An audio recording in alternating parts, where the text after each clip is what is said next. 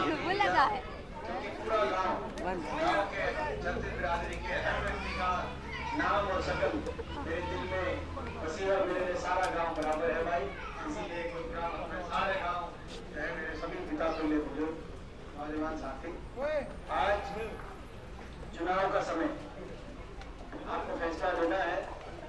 आज से 18-19 साल पहले जब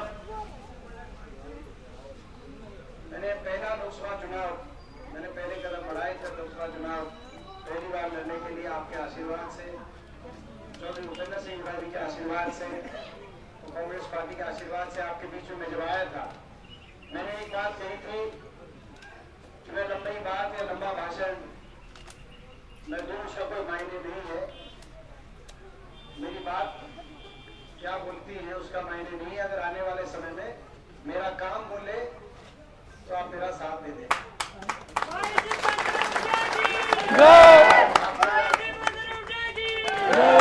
आपको याद होगा, और आज उस बात के 19 साल के बाद मैं उसी बात वही बात मैं दोहराना चाहता हूँ।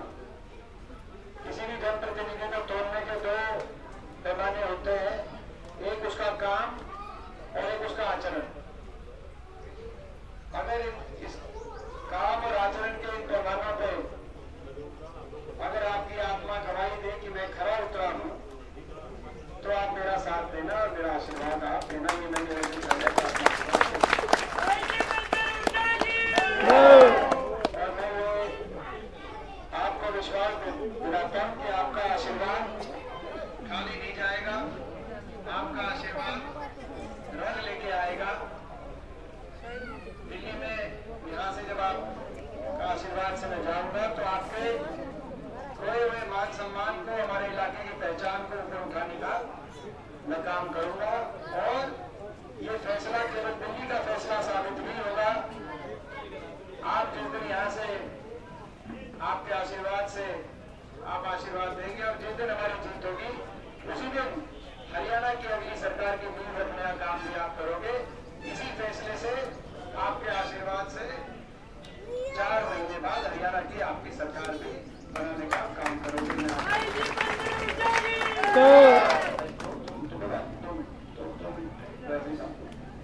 तलाव गांव की, वालिसन गांव की तो भाई देखो, ये हरियाणा के अंदर सरकार बनानी जरूरी है, हम समझ सकते हैं, क्योंकि 10 साल आपने बीजेपी को मौका दिया, खट्टर सरकार को 10 साल मौका दिया। मैं पूछना चाहता हूँ अपने वालिसन गांव से, ये जो 10 साल आपने खट्टर सरकार को मौका दिया, इनके छिप लिए कसर बाकी रह रही है, छक लिया कसर बाकी रह रही है भाई। उसका भाई जो है 10 साल आपने मौका दिया, लेकिन उन्होंने 10 साल में हरियाणा को विकास की पटरी से उतारने का काम किया, देश में बेरोजगारी में नंबर 1 हरियाणा को बनाने का काम किया।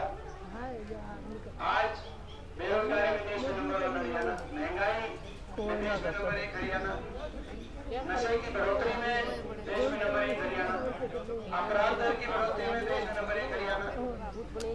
विकास तो हुआ नहीं, काम कुछ किया नहीं, लेकिन घमंड सरकार का 7वें आसमान पे हर वर्ग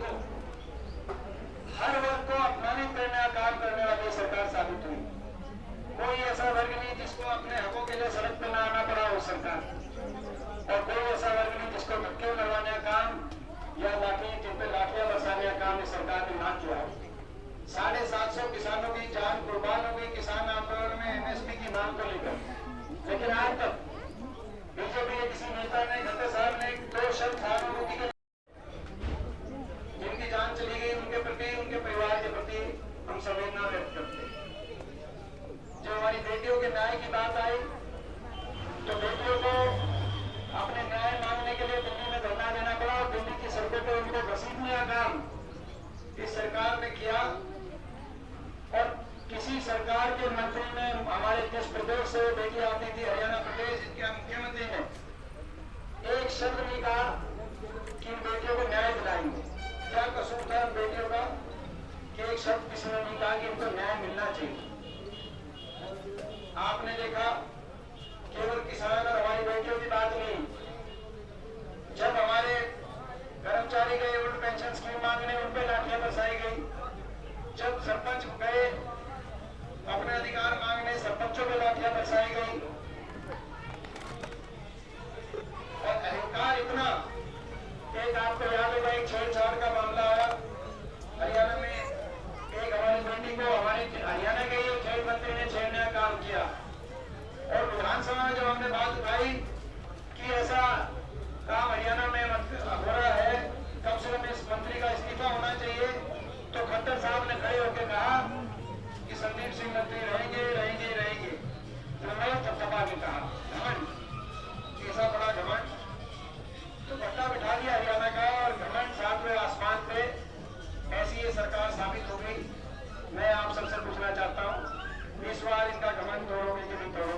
आपसे पूछना चाहता हूँ। इस बात का चुनाव और ये पूरे प्रदेश में हर वर्ग घमंड इतना कि कह रहे 400 पार हम बाबा साहब का संविधान ही तोड़ देंगे, इतना घमंड। खैर बाबा साहब के संविधान पे तो हम आज नहीं आने देंगे, आज आपके बीच में ये बात कहना चाहता हूँ, लेकिन इनका घमंड जरूर इतना। लेकिन हरियाणा में इतना नुकसान कर दिया, हरियाणा को विकास की पटरी से ऐसा उतारा, बेरोजगारी में देश में नंबर 1 बना दिया कि आज पूरे हरियाणा में लोगों में बदलाव की भावना बन गई।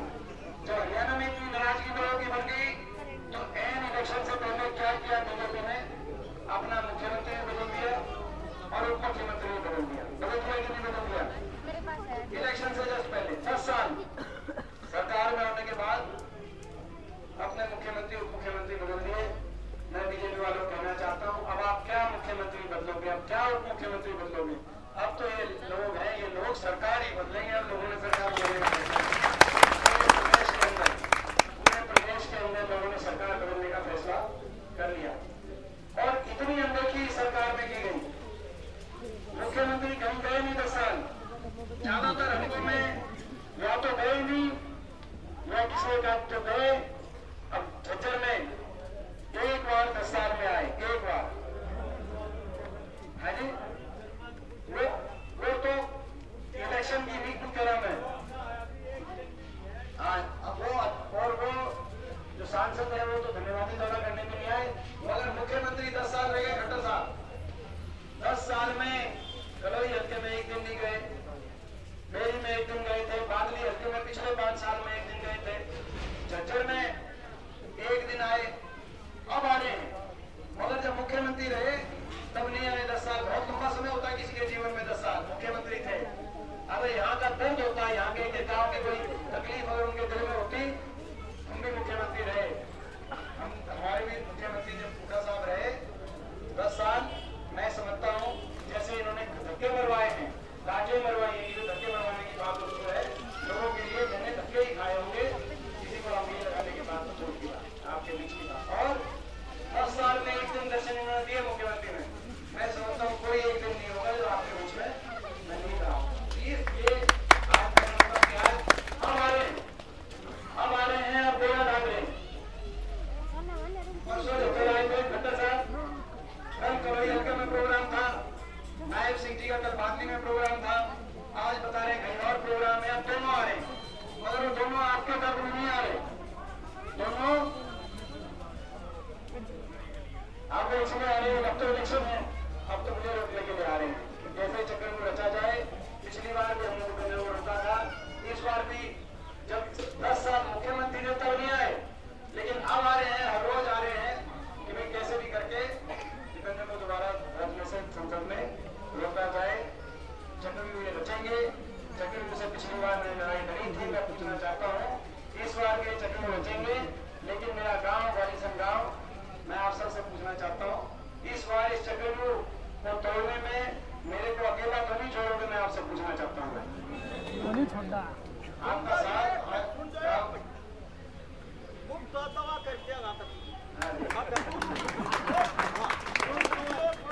हमने एक फाउंडेशन की तैयार कर रखा है तो पूरे देश की दिशा बदलेगा, उसका नाम है दीपेंद्र हुड्डा।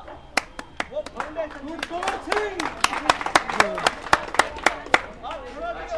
एक और सुनो, आगे जो हरियाणा रूपी पहाड़ और जो कांग्रेस रूपी थोड़ी सा वो का साथ जाकर तो क्या हो जाएगा, वो दीपेंद्र जाओगा हनुमान रूपी, वो क्या बोलते वो हो जाओगा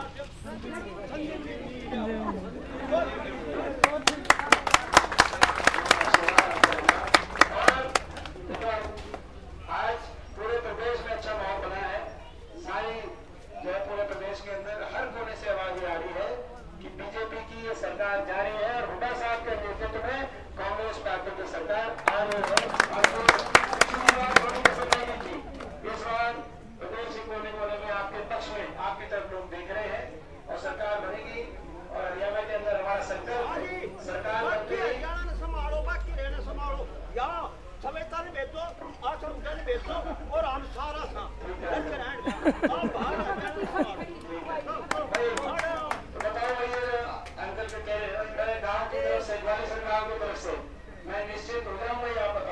और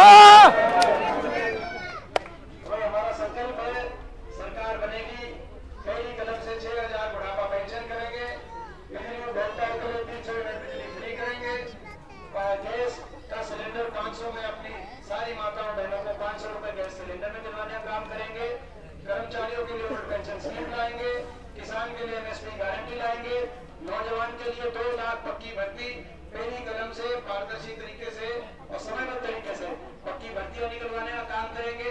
एससी बीसी के हमारे भाइयों के लिए 100 गज के प्लॉट और इंदिरा आवास योजना में 3.5 लाख की सहायता से मकान बनवाने का काम करेंगे। और अपने इस इलाके को जो आपने और हमने सपना देखा था, अपने रोहतक को, अपने झज्जर को आने वाले समय में नोएडा और गुड़गांव के बराबर विकास में पहुंचाने का काम करेंगे। आपके ऊपर आपका वोट और आशीर्वाद के साथ साथ वोट और आशीर्वाद तो बाकी रहा, लेकिन सपोर्ट भी इलेक्शन जो करना पड़ेगा आपको, एक एक वोट को बाहर से बुलाना पड़ेगा, कोई दिल्ली में है कोई कहीं है, तो भाई ये पूरा सपोर्ट भी ग्वालियर गांव का, ये वो गांव है, ये वो गांव है, मेरी सांगी सांगी मेरी जन्मभूमि है, तो ग्वालियर मेरी कर्मभूमि है। बचपन से इस गाँव में मेरे को हमेशा आशीर्वाद। तो मैं एक बार पूछना चाहता हूँ, भाई इलेक्शन आप समझ लो,